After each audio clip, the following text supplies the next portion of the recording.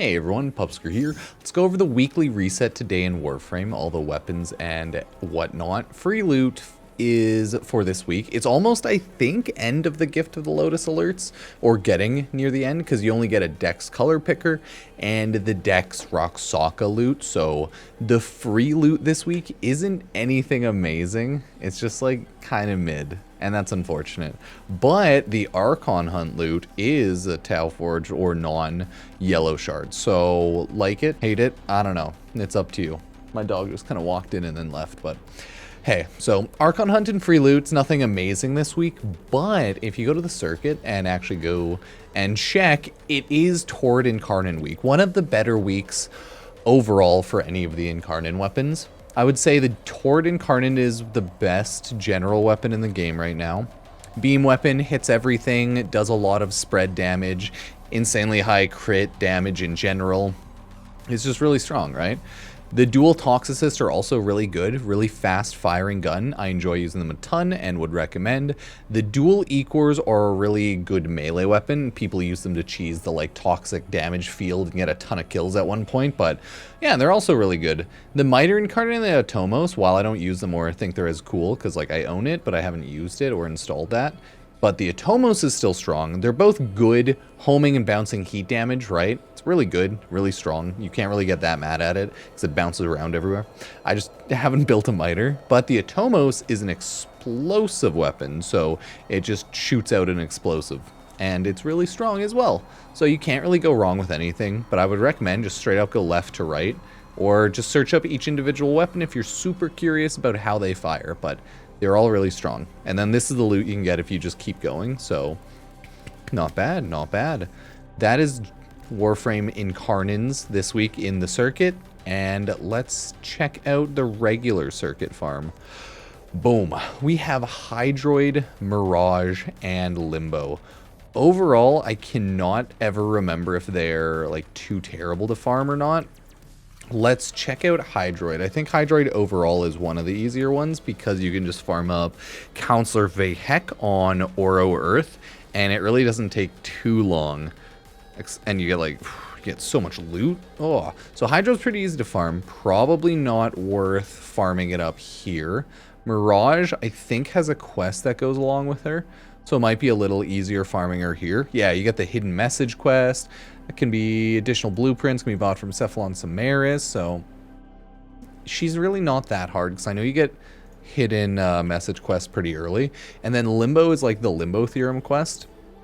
It's also not really a late game quest, they're all early game quests, but it just shows like Hydroid's really easy to farm. Then Mirage and Limbo are kind of similar, so if you need one for the helmet, just choose one of those as well. None of them are kind of that terrible, so yeah, kind of helps. Either way, let's continue on and look at Nightwave now.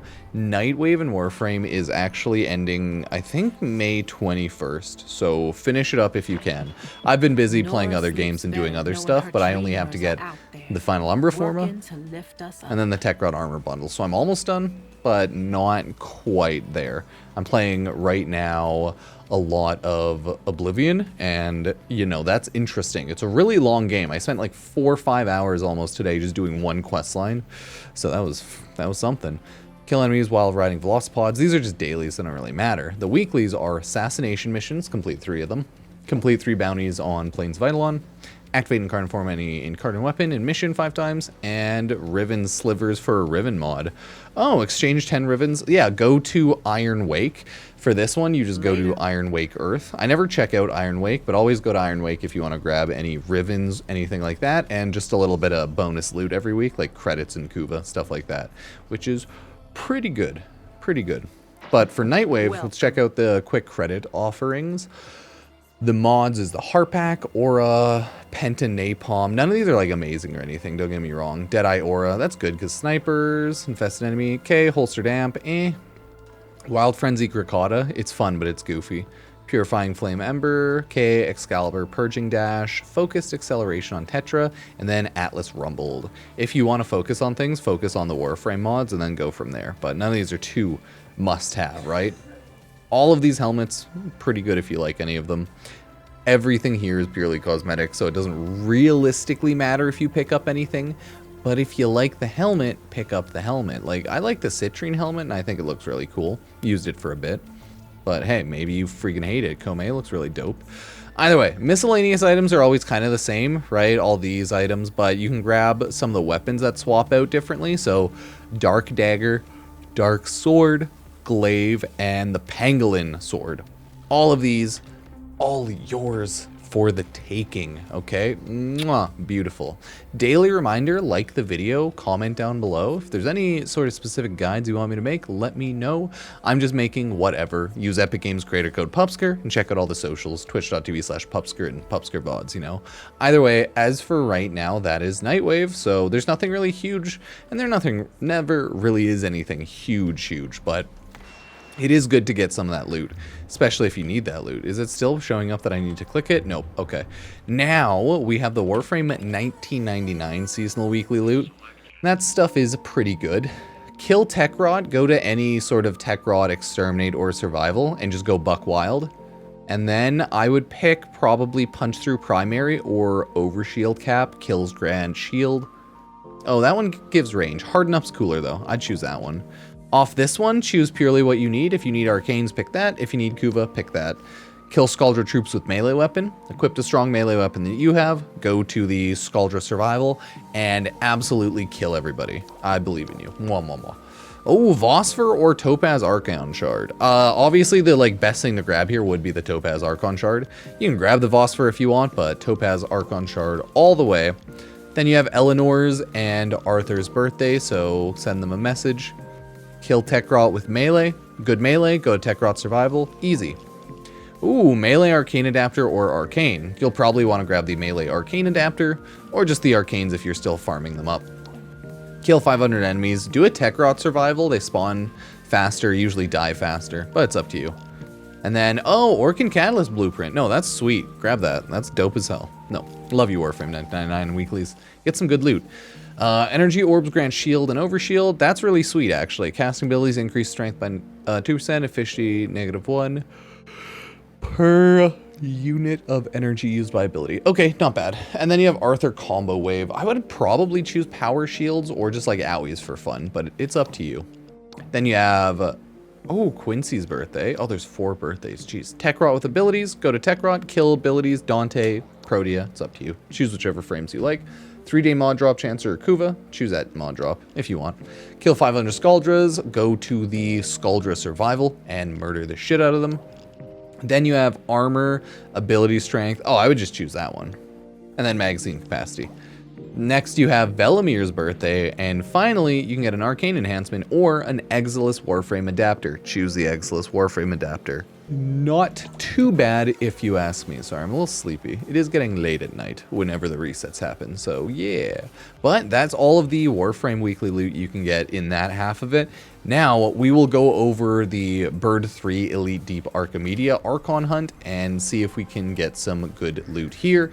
Well, sorry, Elite Deep Archimedea over on Deimos, as well as Bird 3 Archon Shard, not Archon Hunt. I can't speak this week, but it is what it is. Once you spawn in, as always, quickly run on over to Bird 3.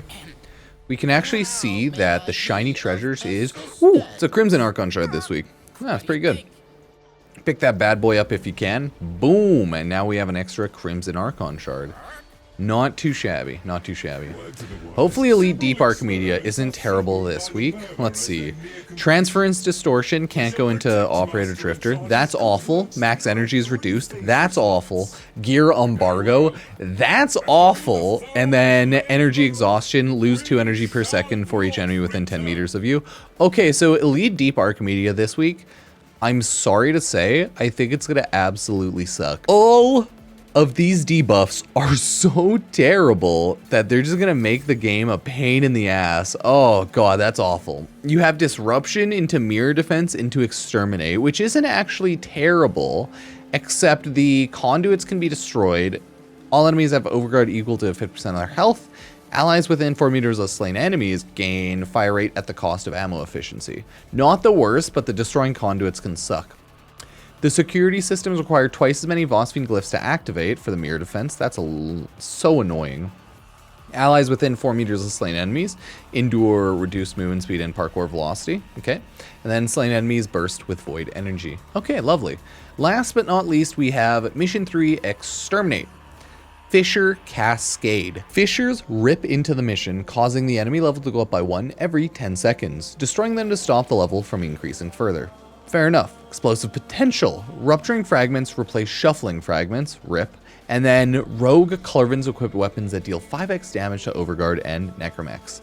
Okay, it's going to be a huge pain in the ass. Honestly, a lot of people just might not do this one this week, but holy crap, is that going to suck. So rip to anyone who's like, yeah, I'm going to get that one done, and it'll be easy, because no, it's not going to be easy. It's going to be really hard.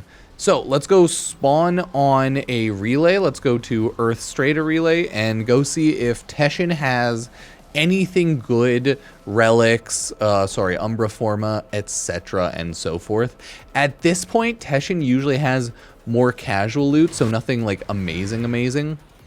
But if we quickly just go on over and check, we can see that Teshin does still have Umbra Forma! Oh my god, Torid Incarnon, Umbra Forma today.